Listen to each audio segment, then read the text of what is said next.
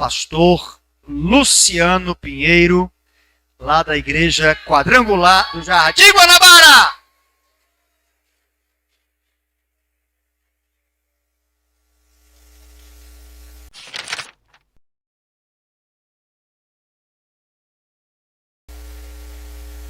Graças a Deus. Boa noite, irmãos. Boa noite. A paz seja, aliás, paz e graça. Eu tô na Ica, tenho que falar que nem vocês, né? Paz e graça. Tava brincando com a Deise, né? Lá a gente fala paz seja convosco, né? Aqui vocês falam paz e graça, né? Aí ela foi dizer pra mim, nossa saudação é do apóstolo Paulo. Aí eu falei, a nossa é do Senhor Jesus. Graças a Deus. Amém, irmãos? Enfim, paz e graça, que a paz seja convosco, a paz do Senhor e toda a paz seja com vocês em nome de Jesus. Amém, irmãos? Glória a Deus.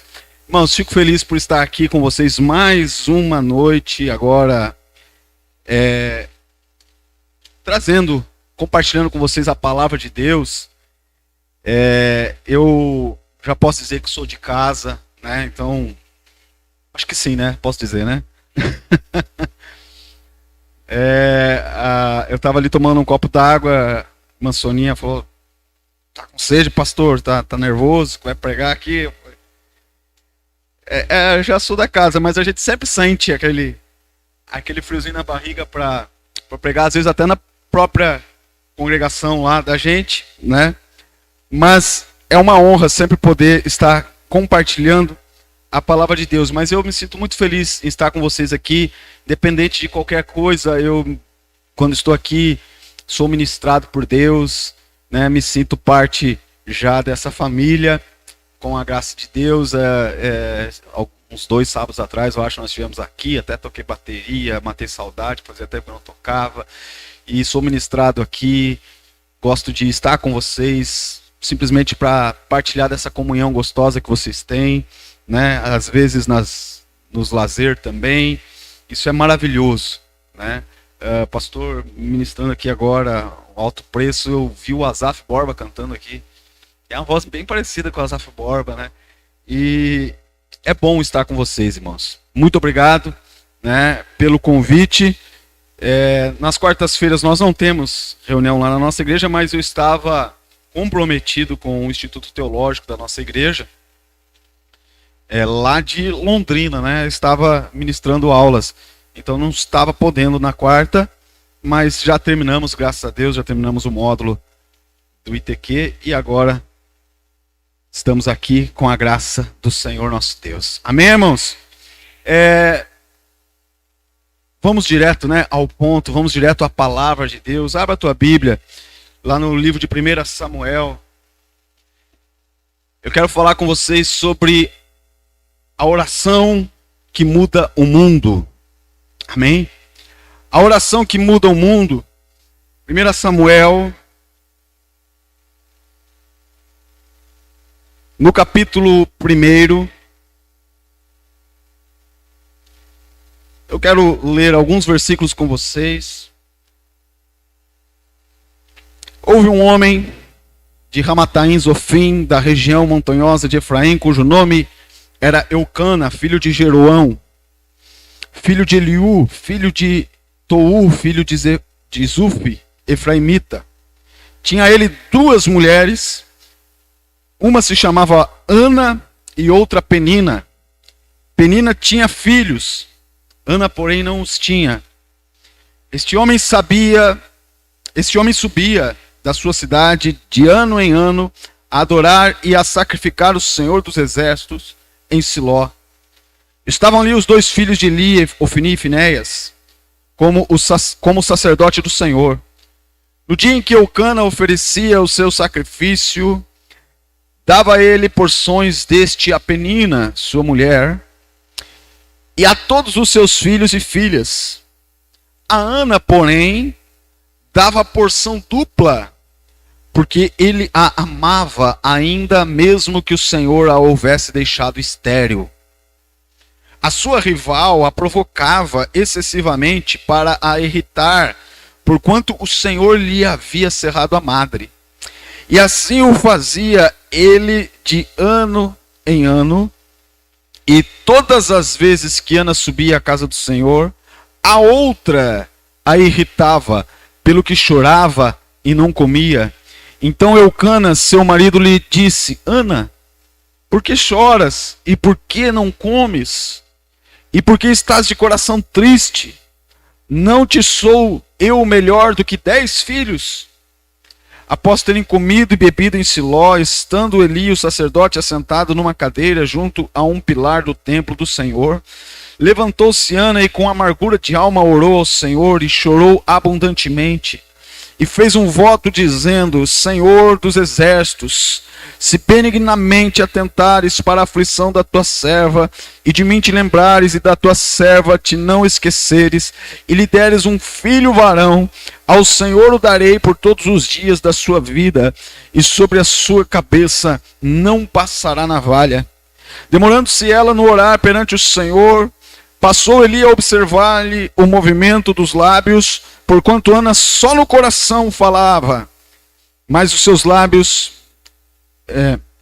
só no coração falava, seus lábios se moviam, porém não lhe ouvia voz nenhuma. Por isso, Eli a teve por embriagada. Ele disse: até quando estarás tu embriagada? Aparta de ti esse vinho. Porém Ana respondeu: não, Senhor meu. Eu sou mulher atribulada de espírito, não bebi nem vinho, nem bebida forte, porém venho derramando a minha alma perante o Senhor. Não tenhas, pois, a tua serva por filha de Belial, porque pelo excesso da minha ansiedade e da minha aflição é que tenho falado até agora. Então lhe respondeu Eli: vai-te em paz, e o Deus de Israel te conceda a petição que lhe fizeste. E disse ela: ache a tua serva mercê diante de ti. Assim a mulher se foi seu caminho e comeu, e o seu semblante já não era triste. Amém, amém, graças a Deus. Louvado seja o nome do Senhor. Aqui nós vemos um resumo, uma parte da história, as questões, as partes mais importantes para nós refletirmos nessa noite. A oração que muda o mundo. Nós vemos aqui a oração de Ana, irmãos. Não foi uma simples oração. A oração de Ana não foi uma oração comum. A oração de Ana mudou a história de Israel. Mudou a história do povo de Deus. A oração de Ana, irmãos, mudou os rumos do povo em que ela vivia e da época em que ela vivia. Porque os dias que ela vivia eram dias terríveis. Eram dias de silêncio de Deus. Lá no capítulo 3 do livro de Samuel, você vai ver dizendo que naqueles dias Deus não falava, que as visões eram raras, e que o Senhor não falava nem por sonho, nem por revelação, por nada o Senhor não falava. Ou seja, eles estavam vivendo uma época de silêncio de Deus. O céu estava fechado. Era uma época de declínio moral, uma época de declínio espiritual do povo de Israel. Nós vemos o pecado entranhado no centro da vida religiosa, da vida espiritual de Israel. Nós vemos aqui que o livro cita a presença de Ofni e Finéias, que a Bíblia chama eles de filhos de Belial, ou seja, filhos do demônio, do diabo mesmo, né? Eram perversos, eram promíscuos, eram ladrões da oferta do povo. Então era uma época de declínio moral e espiritual que Ana vivia. E nós vemos aqui, irmãos, um sacerdote, o sacerdote Eli, negligente, A situação daquela época era uma situação terrível. Neste contexto, mais ali para frente, você vai ver que a mulher de um desses, de Ofni e Finéias, eu acho que, não sei se foi de Finéias, de Ofni, enfim, a mulher de um destes, pariu um filho, que ela deu o nome a ele de Icabô, e quer dizer, foi-se a glória de Israel. A Arca da Aliança tinha sido roubada, o povo tinha sido derrotado no campo de batalha, 30 mil homens de Israel morreram. Esse era o contexto que Ana vivia. Era um contexto terrível. Não muito diferente dos nossos dias de hoje. Escândalos que nós temos visto por todos os lados. Ontem mesmo, estava vendo na internet, que virou aí um mar de escândalos, e que os crentes entram nessa onda de expor a vergonha da igreja na internet, em público, jogam tudo no ventilador. Eu estava argumentando, estava até debatendo sobre a necessidade de expor a vergonha, como estava sendo exposta de um pastor aí, famoso, que a vergonha dele foi exposta, engravidou uma menina da igreja, né? Fizeram DNA, agora descobriram que ele era o pai mesmo, enfim, e essas coisas na internet. E hoje nós estamos vendo isso no meio da igreja, no meio do povo de Deus, corrupção. E vivemos tempos difíceis. Não há como negar que nós não vivemos tempos difíceis, pois Ana vivia um tempo parecido como este que nós vivemos, de declínio espiritual, silêncio de Deus. Mas nós vemos, irmãos, que ao mesmo tempo em que nasce esse menino chamado Icabô, que quer dizer foi-se a glória, neste mesmo contexto, tempos antes, Deus já tinha gerado um outro menino chamado Samuel. Amém?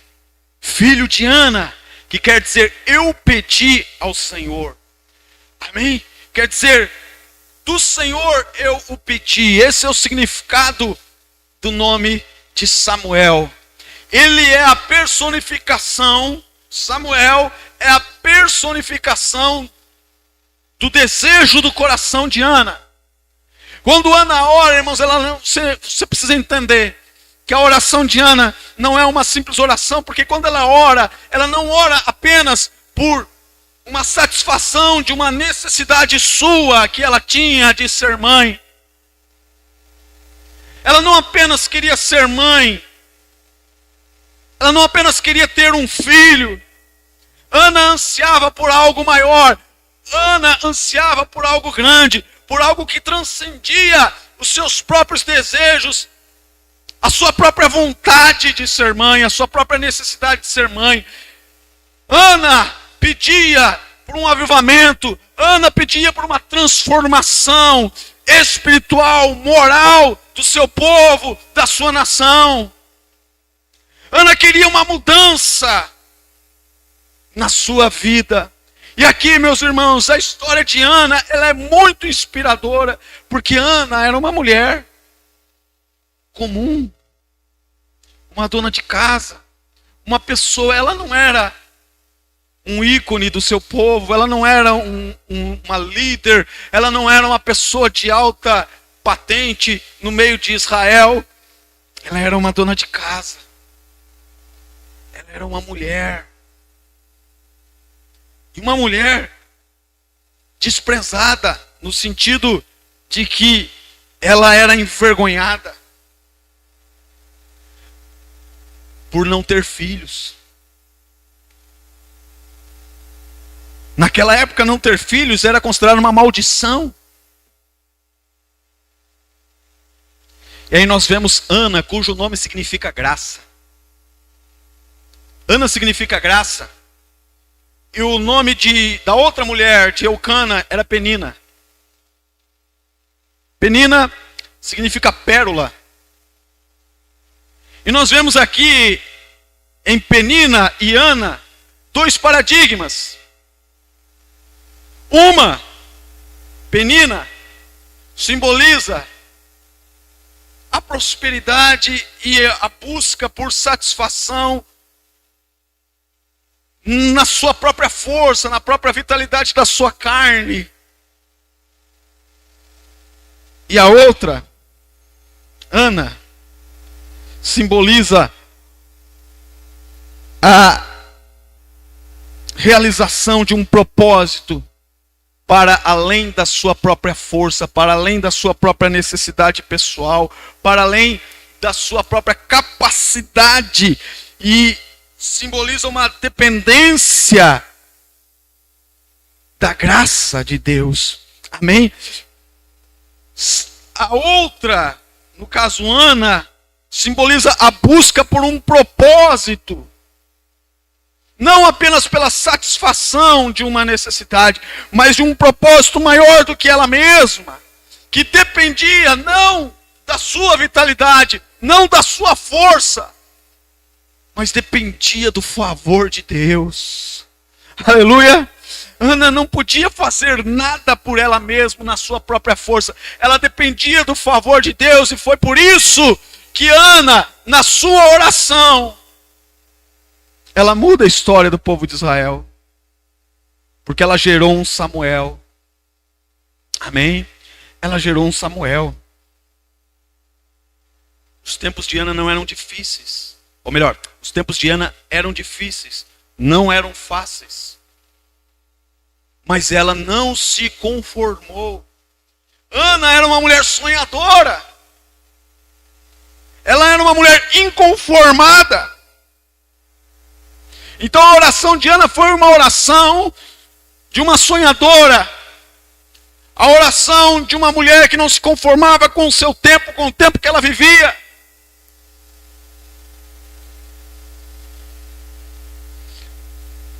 Foi uma oração de uma mulher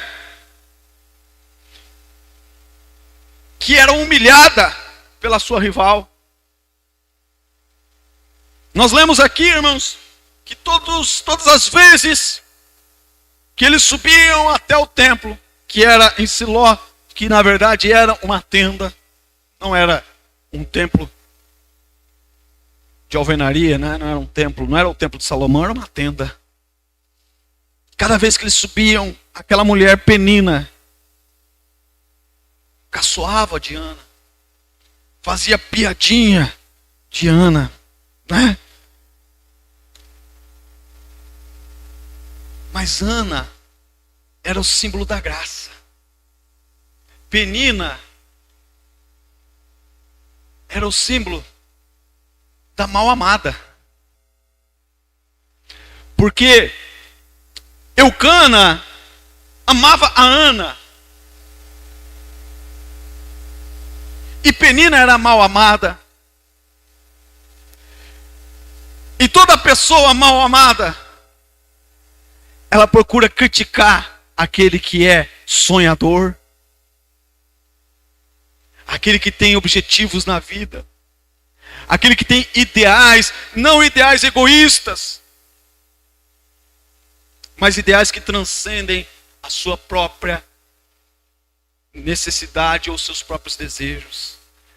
Penina realizou, ela era fértil, ela dava à luz a filhos, e isso era motivo para ela dizer para Ana que ela era melhor que Ana e que Ana era pior que ela.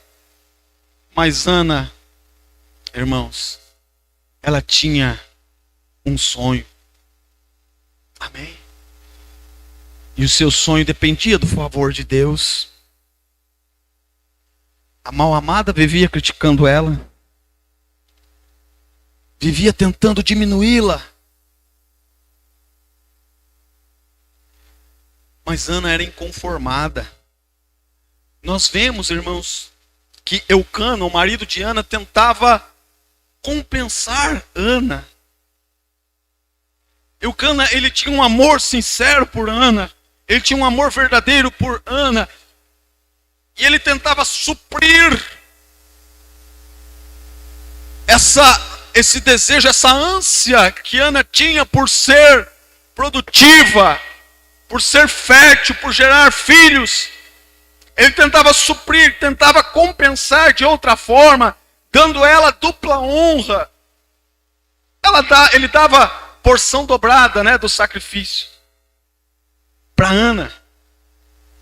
Isso era um sinal de honra na época, quando você dava o dobro de comida para uma pessoa. Muita gente hoje ia gostar, né, de um marido que desse bastante comida. Glória a Deus. Tendo comida é o que importa, né?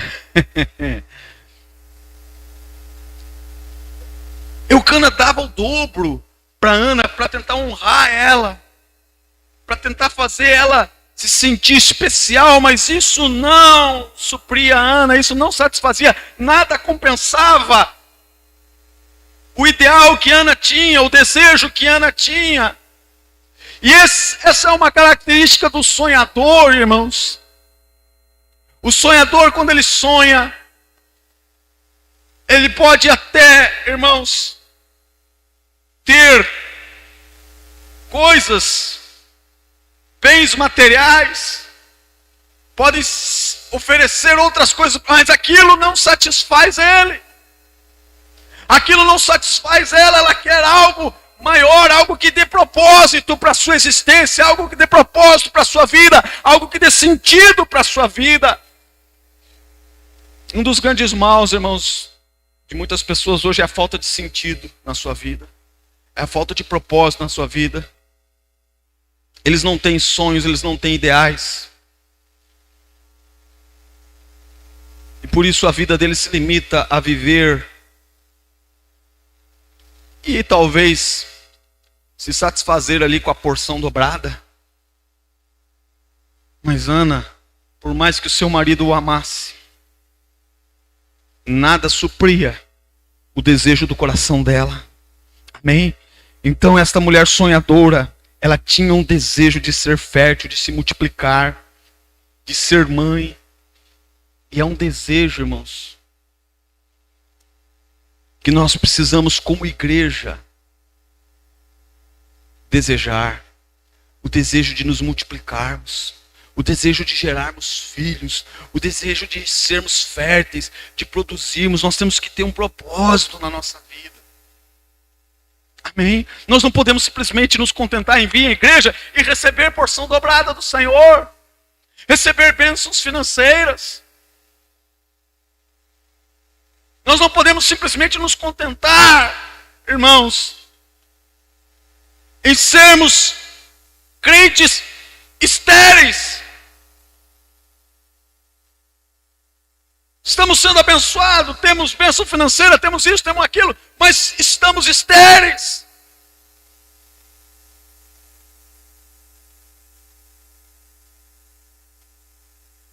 O fato de nós não nos multiplicarmos deveria nos incomodar. Deveria nos incomodar. Enquanto, irmãos, eu ouvi o pastor Danilo Figueira, eu li um livro dele, e ele dizia assim, que nenhum filho de Deus vai cumprir o seu propósito na terra, enquanto ele não gerar filhos espirituais, que gerem outros filhos. Enquanto um crente, um filho de Deus, não aprender que ele tem que ser frutífero, que ele tem que ser fértil, que ele tem que gerar filhos, ele não vai glorificar a Deus.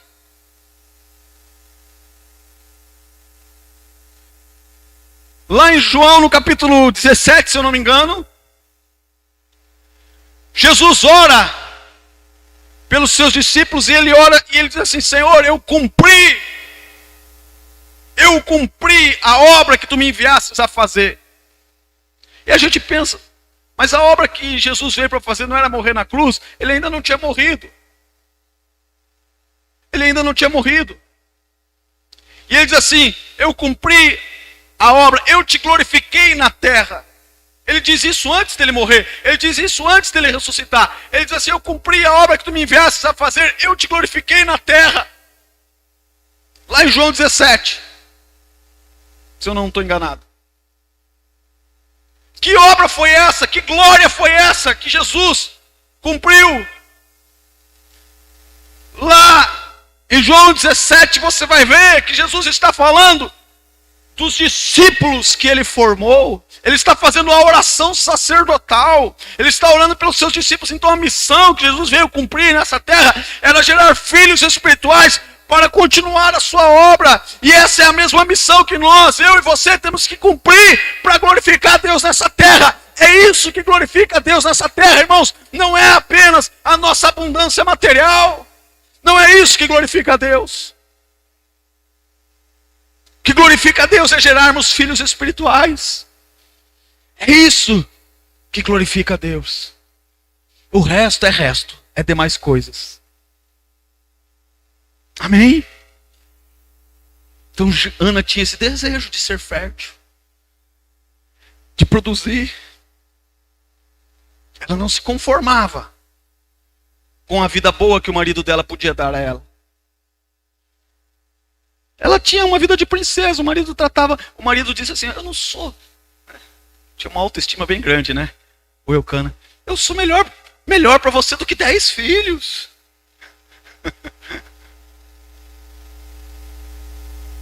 Eu sou melhor para você do que 10 filhos. Ele queria, de alguma forma, suprir. Mas nada, irmãos, satisfaz o coração do idealista se não cumprir o seu propósito. Aleluia. Nós vemos aqui, irmãos, que a oração de Ana foi uma oração de quebrantamento. Ela era uma mulher quebrantada. E a palavra de Deus diz o seguinte, irmãos: que o Senhor não rejeita um espírito contrito. O Senhor não rejeita um coração quebrantado. Sabe, irmãos, nós devemos chegar na presença de Deus com o nosso coração contrito e quebrantado. Nós devemos chorar. Nós devemos derramar a nossa vida no altar do Senhor. Eu, irmãos, tenho uma experiência de que as orações que Deus respondeu na minha vida, as mais rápidas, as respostas mais rápidas de orações que eu tive, foram as orações que eu me derramei em lágrimas na presença do Senhor. Quando eu já não aguentava mais, eu dizia: Senhor, vem, Senhor. Tu conheces o meu coração, Senhor. Eu derramava minhas lágrimas na presença do Senhor e o Senhor me respondia. Amém? Porque Ele não rejeita um coração quebrantado, um espírito contrito. Então, nós vemos Ana sendo essa mulher, até mesmo incompreendida, pelo próprio sacerdote Eli. Sabe, irmãos, você que é um idealista, você que sonha, você que quer mudar o mundo, que às vezes aquela pessoa que quer mudar o mundo, ela é incompreendida pelos outros. Ela é incompreendida pelos outros. Você vai ser incompreendido pelos outros. O sacerdote Eli, ele olha para Ana, a Bíblia diz que Ana só mexia a boca, mas não saía voz. E ele diz: essa mulher, essa hora aqui na igreja, vem bêbada aqui para a igreja. O que essa mulher está fazendo aqui bêbada?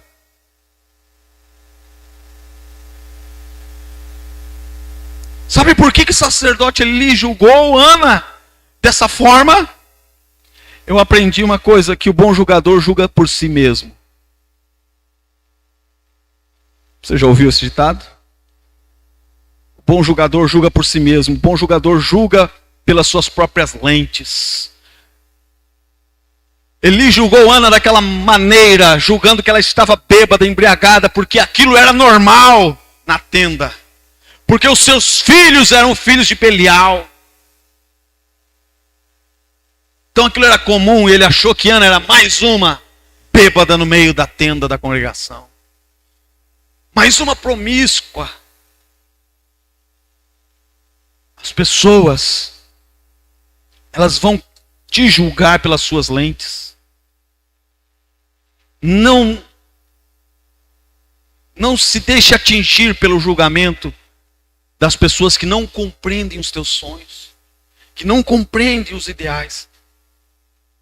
Se você for um idealista, alguém que sonha algo que não se limita a si, a satisfazer as suas próprias necessidades, mas se você tem a vontade, o desejo no teu coração de fazer a diferença no tempo em que você vive, na geração em que você vive, meu irmão, pode ter certeza, Deus é contigo. Vai vir julgamento, vai vir as peninas da vida querendo debochar de você, te humilhando, te diminuindo. Vai vir os religiosos, como o sacerdote ali, te julgando pelas próprias lentes deles.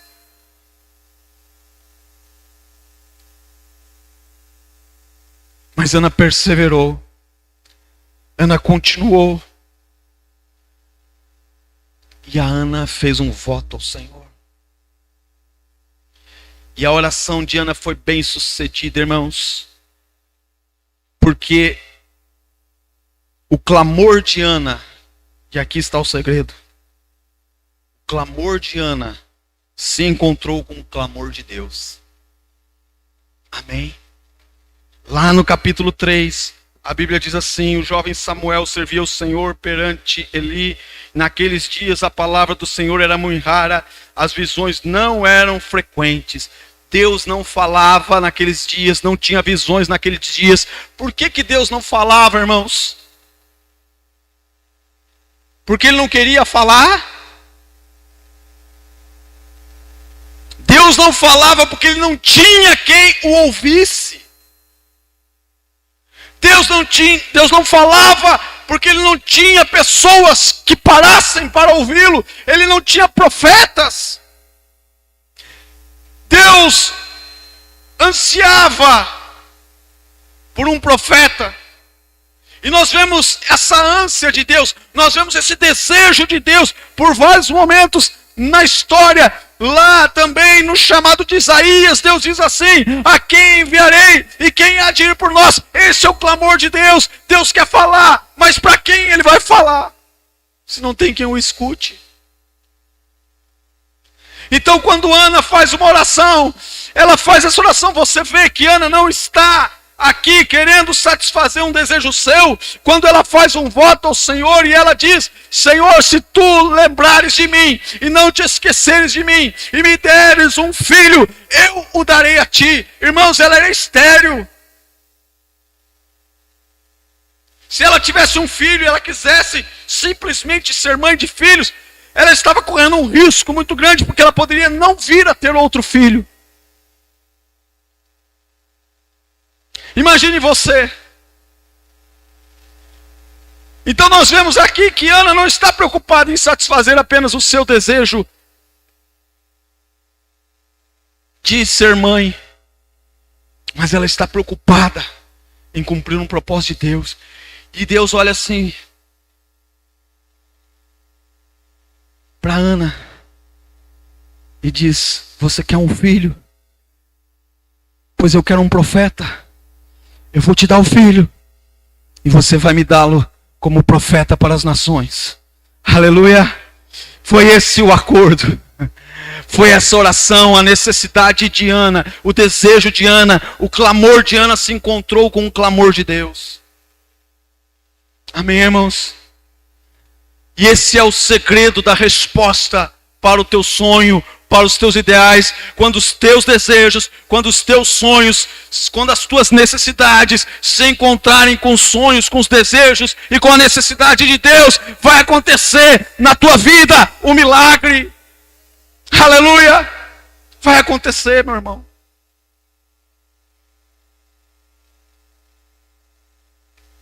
A Bíblia diz que depois daquela oração, o sacerdote fala para Ana: vai em paz, e que o Senhor conceda o desejo do teu coração. Ana foi, a Bíblia diz que o seu semblante já não era mais triste. Como uma oração muda a nossa vida, irmãos. Às vezes tudo que você precisa é derramar a tua vida na presença do Senhor em oração. É derramar as tuas lágrimas e o teu semblante já não vai ser mais triste. Amém? A tua angústia. Ana não tinha a resposta da oração, mas o Senhor deu a ela, o Senhor confirmou a ela, através da paz.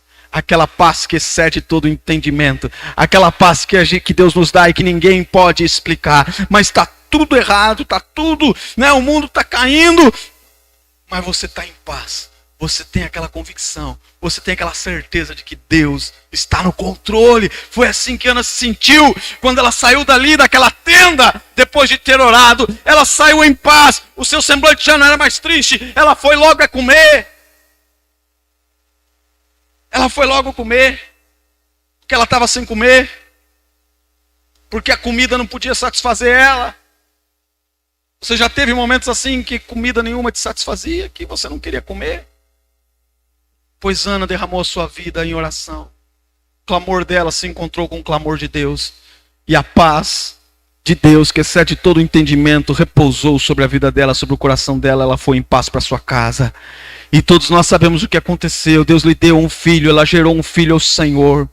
E depois de desmamá-lo, ela levou o menino e cumpriu o seu voto. Amém, irmãos? Cumpriu o seu voto. E eu não tinha percebido isso anteriormente, mas hoje eu estava lendo. E eu vi aqui que Ana, ela era uma profetisa.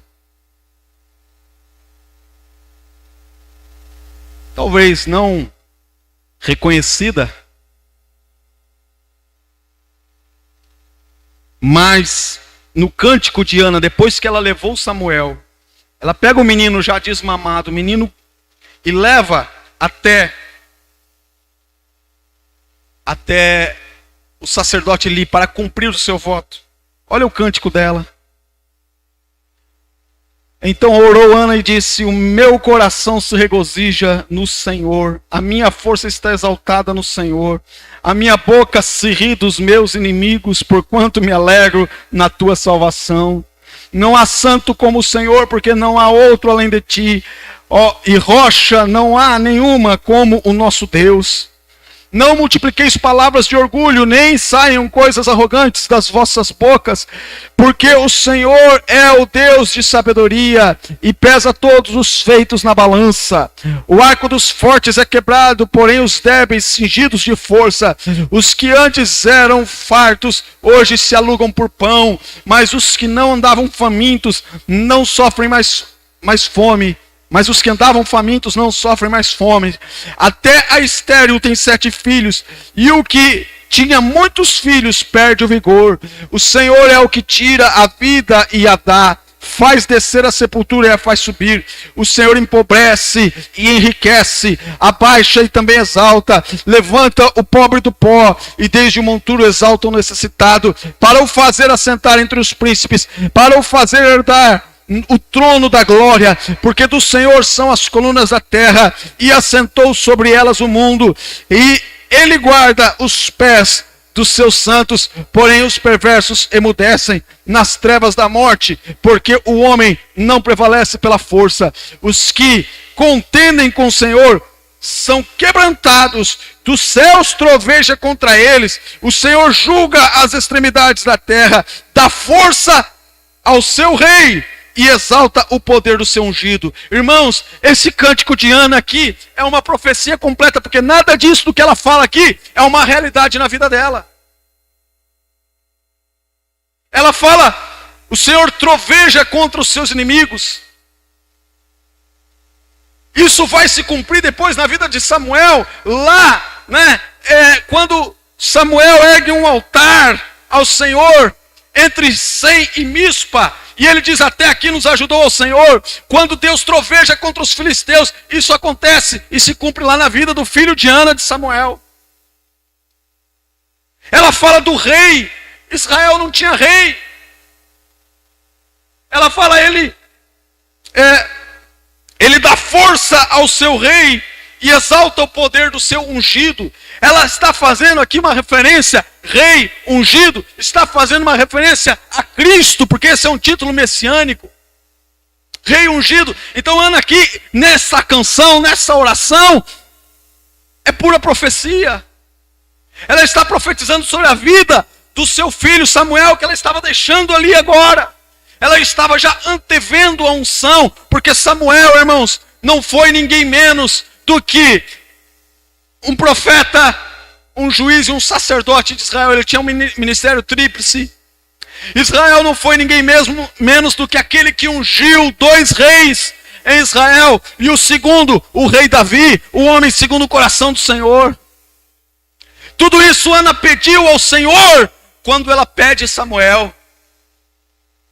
Tudo isso Ana vê se cumprindo futuramente na vida do seu filho Samuel. Ela é uma mulher que ela não estava com a sua visão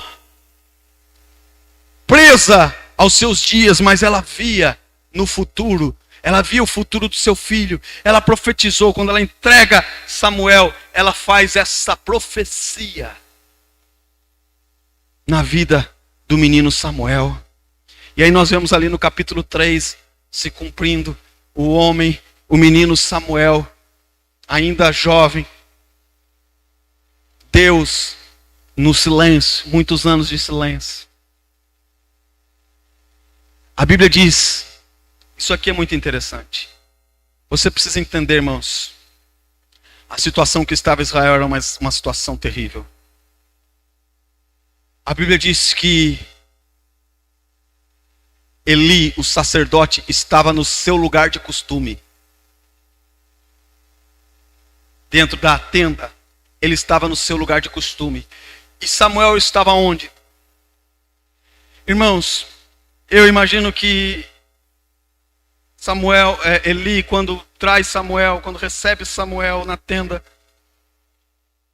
ele tem a sua suíte lá na tenda, o seu quarto, o seu lugar de costume. Ele já era um homem velho, já era um homem sem visão, já não enxergava direito. Estava lá no seu lugar de costume. E ele diz para Samuel, Samuel, se ajeita em qualquer cantinho que você achar aí. Aonde Samuel foi se ajeitar? A Bíblia diz que, você pode ler depois no capítulo 3. A Bíblia diz que Samuel estava junto da arca do Senhor. Aonde Samuel foi se ajeitar? Samuel foi se ajeitar junto da presença de Deus. Ele estava ali na arca. Ele não tinha outro canto, né? Não sobrou nenhum quarto, não sobrou nenhuma suíte para ele. Irmãos, o problema da igreja, muitas vezes, sabe qual é? É que a igreja está como o sacerdote Eli, está no seu lugar de costume. A igreja não sai da sua zona de conforto. A igreja fica acostumada, muitas vezes, com a sua religiosidade. E não entende o mover de Deus. Não vê, não escuta Deus. Mas Samuel estava ali. Aí Deus chama Samuel. O pobre do Samuel não tinha experiência. E ele vai até Eli e diz, Senhor, tu me chamou? Ele disse, não te chamei, menino. Volta a dormir, não me incomoda. Samuel levanta e vai até Eli. Senhor, tu me chamou? Não te chamei, menino. Volta a dormir. Menino, esse menino está doido. Aí Samuel volta dizendo, esse velho está caduco. Me chama e esquece que me chamou. Interessante, né? Que Samuel ouve a voz de Deus e confunde com a voz do homem. Confunde com a voz de Eli. Pela terceira vez, Samuel foi até Eli e Eli entendeu. Isso aqui é uma coisa que nós precisamos entender também, irmãos. Homens de Deus, por mais que eles já estejam nos seus lugares de costume, como nós dizemos, ultrapassados, como nós pensamos ou julgamos, os homens de Deus têm uma coisa que nenhum jovem, por mais idealista que ele seja, por mais sonhador que ele seja, vai ter uma coisa chamada experiência. Eli não ouvia mais a voz de Deus, mas ele já tinha ouvido. Ele tinha experiência. Ele orienta Samuel. Ele diz: filho, quando você voltar, e se a voz te chamar de novo, você responde: fala, Senhor, porque o teu servo ouve. Aleluia! Eu imagino Deus ali, Deus, quanto tempo de silêncio, agora Deus acha um menino para conversar, e o menino não entende, e Deus diz: menino, volta para cá, eu quero falar contigo. Aí quando Samuel diz: fala, Senhor, porque teu servo ouve, irmãos, Deus, Deus, aleluia. O desejo de Deus, o clamor de Deus, se cumpre ali na vida de Samuel. Amém? Agora ele tem alguém para ouvir. Agora ele pode interferir na história da humanidade. Agora ele pode mudar o rumo da história, porque ele tem um servo com os ouvidos abertos para ouvi-lo. O Senhor só vai mudar a nossa história. O Senhor só vai mudar a tua história quando você tiver os ouvidos abertos para ouvir a voz de Deus. Quando você deixar as preocupações, as ansiedades, os medos de lado e parar para ouvir e dizer: Senhor, fala comigo. Fala, porque eu quero ouvir a tua voz. Amém? Samuel foi usado para mudar a história de Israel, porque ele estava pronto, disponível para ouvir a voz de Deus. Aleluia. Se coloca em pé no seu lugar. Aleluia, meu irmão. Guarde essa frase com você. Guarde essa frase com a tua vida. Quando a tua necessidade, quando o teu clamor encontrar o clamor de Deus, o milagre vai acontecer na tua vida, meu irmão. Amém? Não queira apenas ser satisfeito nas tuas necessidades, nas bênçãos que você precisa para suprir os teus desejos. Queira algo para além disso, queira algo para abençoar a vida da geração em que você vive. Para abençoar a vida da tua casa, dos teus familiares, dos teus amigos, dos teus vizinhos, da tua igreja, da geração, do tempo, da nação que você vive. Amém? Fecha os teus olhos agora. Curva a tua fronte.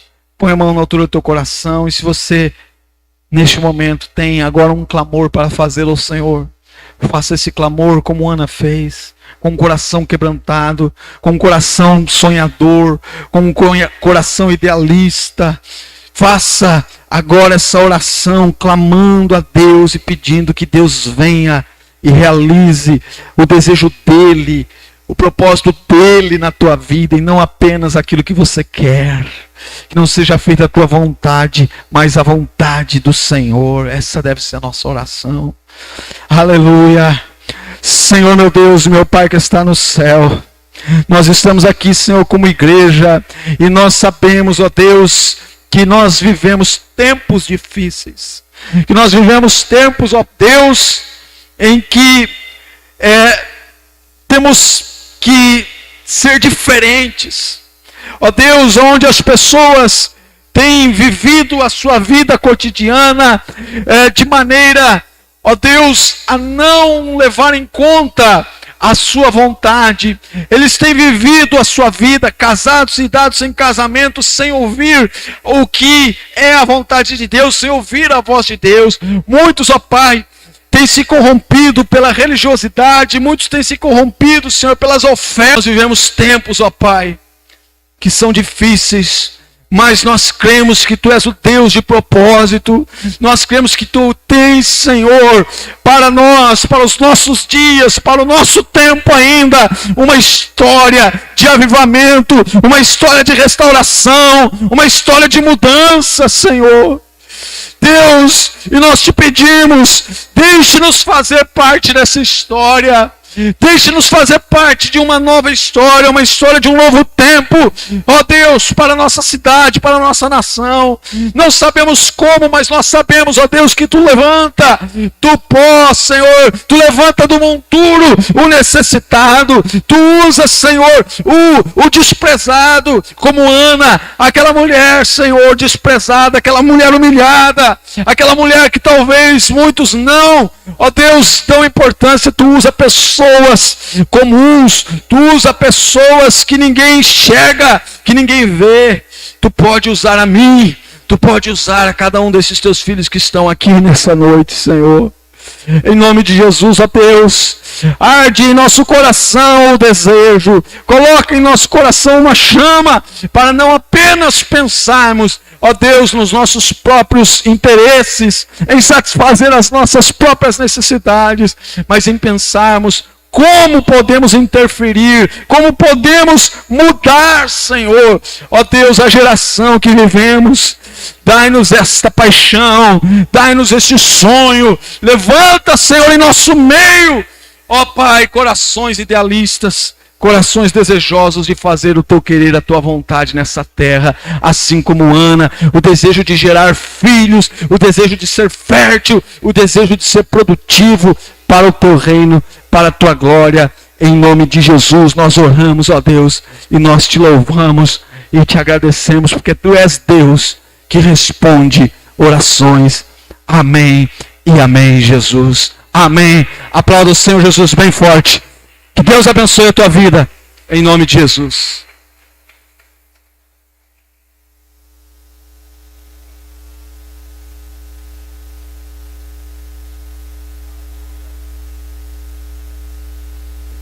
Amém. Quantos se sentiram abençoados nessa noite aqui?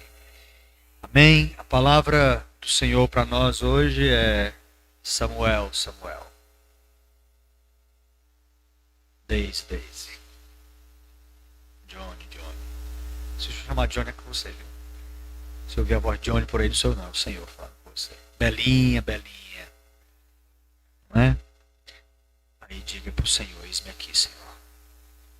Irmãos, só precisa de uma pessoa disponível. Só uma pessoa. Não é verdade? Uma pessoa que se disponibilize e o reino de Deus acontece. As humilhações que Ana sofreu pela Penina, lá na frente, elas se encontraram. Não está na Bíblia não, só na minha cabeça. Aí a Ana olhou para a Penina e disse assim: como é o nome daquele teu filho? O que é que ele faz da vida mesmo? O outro, aquele outro, o segundo teu filho, o terceiro, aquele que tu desnobava de mim. Aí a Ana olhou para ele e disse: sabe como é o nome do meu filho? Samuel. O profeta. O sacerdote. O juiz. Não é? As coisas acontecem no altar, irmãos. Enquanto Ana estava em casa, não aconteceu nada. Na hora que ela foi para o altar, aconteceu. Eu sempre digo aos irmãos, as coisas acontecem na igreja, não é em casa. Tem irmão que gosta de ficar em casa, por isso que a vida dele não acontece nada. É na igreja que as coisas acontecem. Ana teve um filho e disse: eu vou trazer o menino para a igreja. Ou seja, para o templo, para a comunhão, para estar ali. É ali que as coisas acontecem.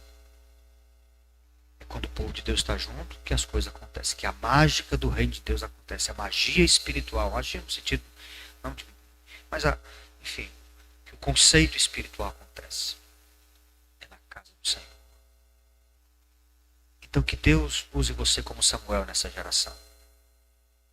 Do jeito que você é. Diga: Senhor, eis-me aqui. Porque o Senhor... Essa semana uma pessoa me perguntou assim: por que Deus tirou a benignidade da casa de Saul e deixou na casa de Davi? E eu disse para ela assim, eu digo: olha, porque a benignidade de Deus é a compensação que Deus faz da nossa maldade. É mais ou menos assim, o Senhor olha e diz assim: o Marconde não presta. Não, mas ele vai na igreja, ele troca até o plantão dele, ele paga para o cara ficar, isso é benignidade. Entendeu, Marconde? O Senhor olha para você não pelas coisas erradas que você faz, mas por aquilo que você é capaz de fazer bem feito. E por que Deus tirou a benignidade da casa de Saul? Porque não tinha nada mais que Saul fizesse que prestasse. Tudo que Saul fazia era emprestado.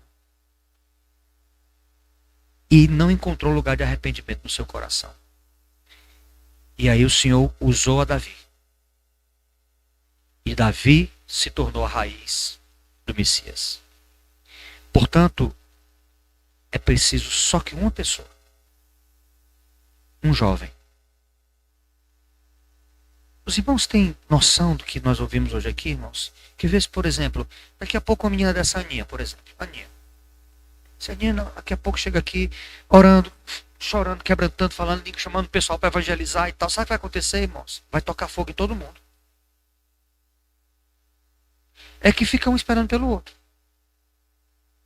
O Senhor chamando Aninha, diz assim, não, ela está falando com a Aline, a Alice, com a Daisy, quando vai, entendeu? Não, é com você que o Senhor está falando. Então, que a nossa igreja diga sim para o mover de Deus nessa geração. E que geremos filhos espirituais. Não termine o ano sem ganhar uma vida para Jesus. Ganhe almas para Jesus. Porque quem ganha almas é sábio, diz a palavra de Deus. Amém? Vamos para um restante de semana muito abençoado. Hoje eu disse aos irmãos que nós seríamos muito abençoados. Fomos? Amém? Então com as mãos erguidas para o céu. Senhor, muito obrigado por essa noite tão maravilhosa, por tudo aquilo que o Teu Espírito Santo agiu aqui no nosso meio, desde a abertura deste culto, desde antes de quando estávamos aqui nos preparando, o Teu Espírito já estava ministrando aos nossos corações. Te somos gratos por tudo que o Senhor tem feito, pela palavra, pela oportunidade que tivemos de declarar louvor a Ti, pela comunhão dos santos, pela oportunidade de dizimar, de ofertar, enfim, Senhor, por essa celebração maravilhosa que estamos tendo a oportunidade, a liberdade de fazer para a glória do Teu santo nome. Abençoa a vida do pastor Luciano, Senhor, seu ministério, a sua história, que seja um ministério próspero, rico da Tua presença, rico da unção do Teu Espírito Santo. Meu Deus, e agora leva-nos em paz aos nossos lares, que possamos encontrar nossa casa em paz. Guarda-nos, meu Deus, de todo homem perverso, todo homem sanguinário. Eu peço ao Senhor nessa noite também que o Senhor tenha misericórdia da família daqueles 2 policiais rodoviários federais que foram brutalmente assassinados, covardemente assassinados. Tem misericórdia daquelas famílias, meu Deus. Ajuda, Senhor, eu não os conheço, eu não sei, meu Deus, o desdobramento que tem por trás da vida de cada um, mas eu sei que o Teu Espírito é consolador. Então abraça aquelas famílias agora, abraça os amigos que estão enlutados, meu Deus. Estenda a Tua bênção sobre aquelas famílias, por misericórdia, por graça, sejas Tu bondoso para com aquelas casas, meu Pai. E leva-nos, meu Deus, guardados também do homem perverso, livra-nos de todo mal. Assim nós choramos, em nome de Jesus. Amém, amém e graças a Deus. Vão na graça e na paz do Senhor.